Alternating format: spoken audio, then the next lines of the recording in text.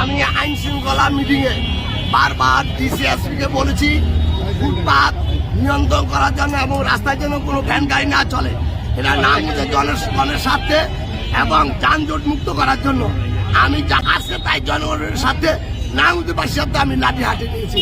লাঠি হাঁটি নিয়ে তাদেরকে ভয়ভীতি দেখাচ্ছি, অনেকে দুই একটা বাড়িও দিয়েছি, এটা অকপটে আমি স্বীকার করলাম। কিন্তু আমি ডিসিএসপি কে মুখে বলে আসি আজকে থেকে আমি ভ্যান গাড়ি রাস্তায় বসতে দেবো না, কালকে থেকে পাইলে আমি প্রত্যেকটার ক্যাশিন তেল দিয়ে আগুন লাগাই দেবো।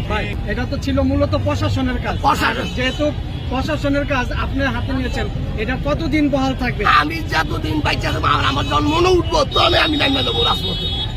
প্রশাসন করুক আর না করুক, প্রশাসন আইতেছে কাজ নাই, কিন্তু বিশেষ করে বিএনপি বর্তমানে এর জন্য আমি বিএনপি নেতা হয়ে আমি কঠোর হস্তে দমন করছি।